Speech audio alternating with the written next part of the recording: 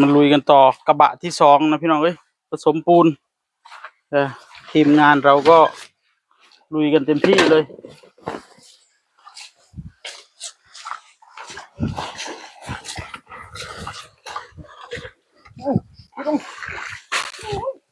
การ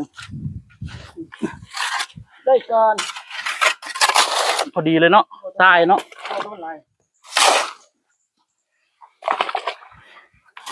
โอ้ได้นี่เอ้ยมึงจะพ่อแล้วบ่เอ้ยเครื่องถุงเลยฮะกูไม่น้อยเอาซะพ่อกับพ่อเอาละครึ่งเงินครึ่งโลละครึ่งล้อแล้ว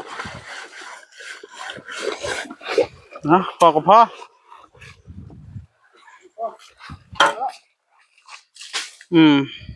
นั่นปะนั่นว่าทรายบ่พ่อโอ้อาบน้ำให้ตะนูเลยบ่โอ้ง่ายดีเนาะเป็นมีเนาะใครก็ร่อนใส่กระบะนั่นตักน้ำเนาะตักยังโอ้ย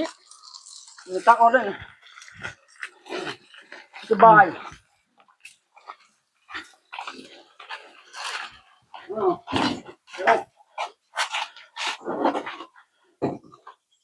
โอ้มีสังคมดี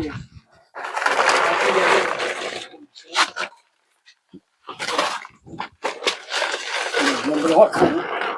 ครึ่งมันจะใส่รถนะรถตัวแล้วตัวนี้สองห้องนี่ได้ประสงค์เอาไปแล้วฝุ่นดิเฮาก็ใส่อีกนะดำเลยบ่ดำเลยคุณหนูเยังให้เบิดโอ้ยมันโค้งให้เอาละอย่าไปโยกมันเลยให้เบิดน้องเจ้าลงมานี่คุณหนู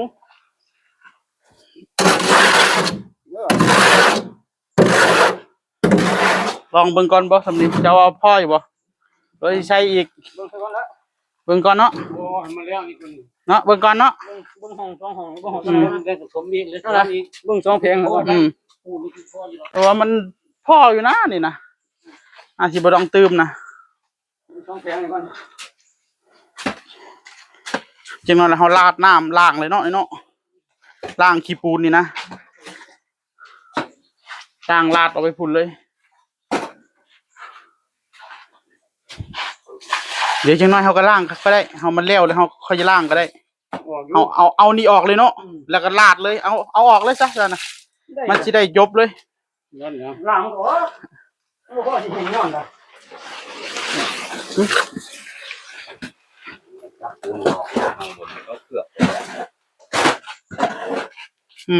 เอาน้ำราดเลยเอาน้ำสีเขาเลยบัดนี้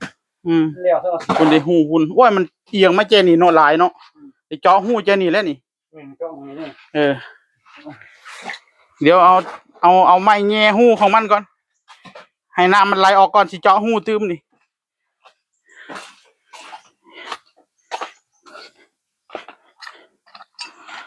แง่บังดูตะเป็ดแง่หูบังดู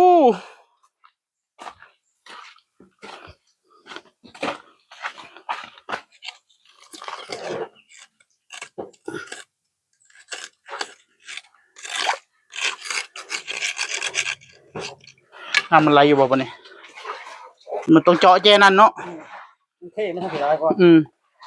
เดี๋ยวไปเอาแนวเจาะก่อนลาดน้ำมันจะได้ออกเลย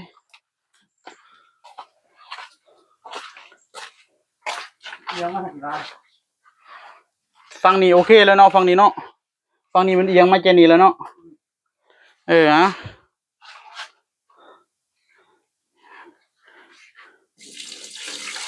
ตัวน้ำไหมน่ะมัดระบบน้ำจะได้เปิดไหม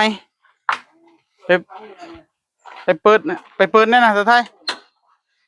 ปักเสียบทั้งในทั้งหน้าบุญนะหาแนวเจาะกัน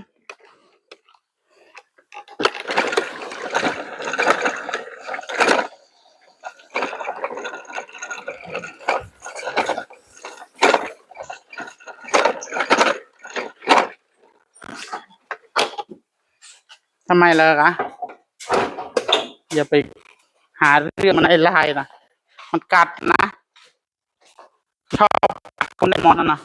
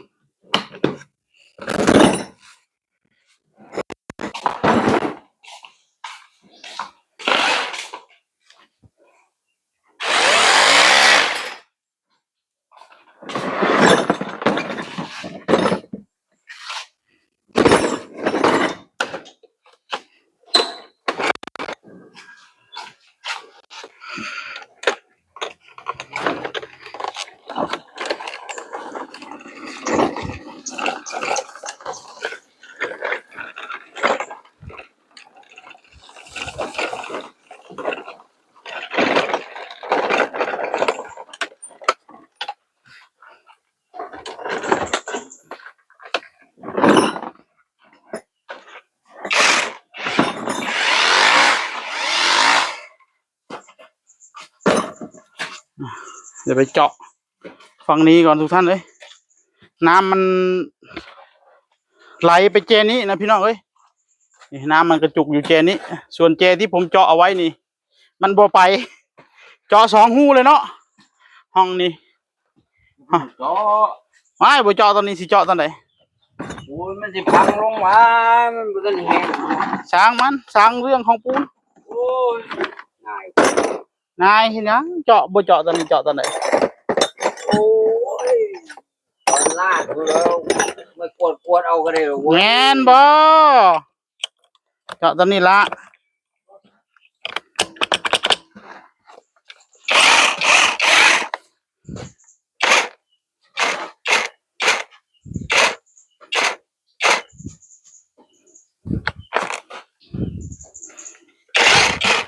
มองไหนมุมนี้บ่ อืม แม่นอยู่บ่ ยับมันจังเลย นี่บ่ เออ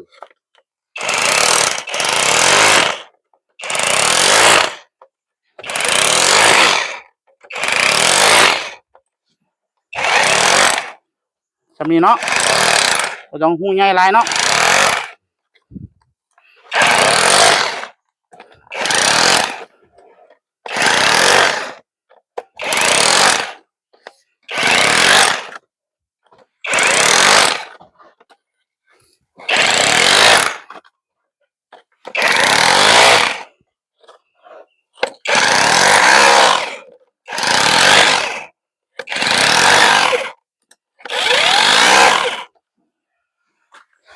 ชักอยู่บ่ตะไทยฮะเจาะแต่งมึงดูเป็นเฮ็ดอยู่บ่อันนี้เฮ็ดจุดเจือได้อย่าให้กระเบื้องแตกเด้ ลืมไม่ได้ โอ้ตะไทยก็เป็นตัวนี้โอ้เราก็เฮ็ดเป็นของเราอยู่เห็นว่าก็ได้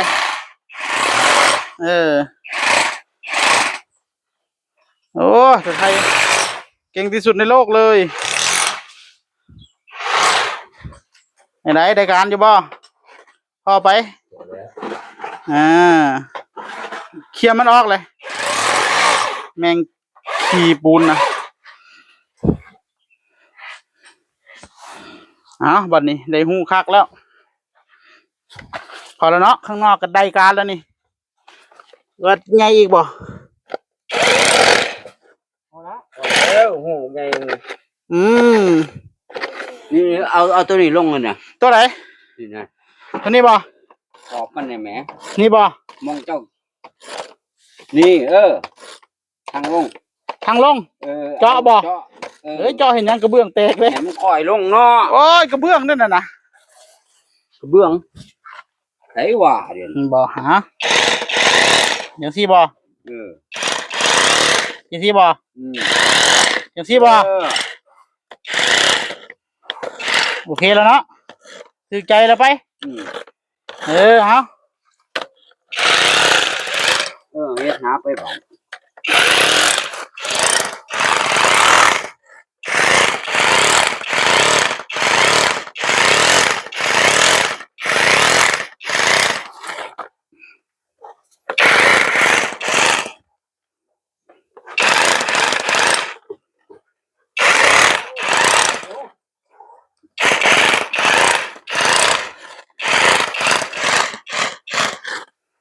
อืม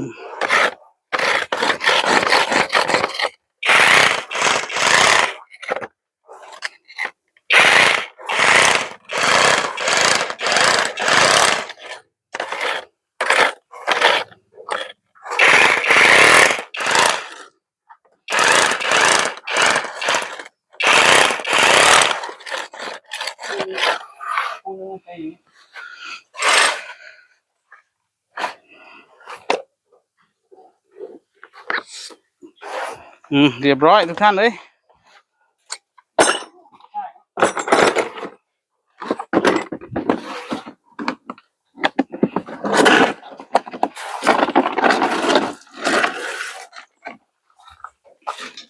ส่วนทางในก็ฉาบต่อเดี๋ยวผมสิซ่อมข้างนอกมองมันบ่เต็มพี่น้องเอ้ย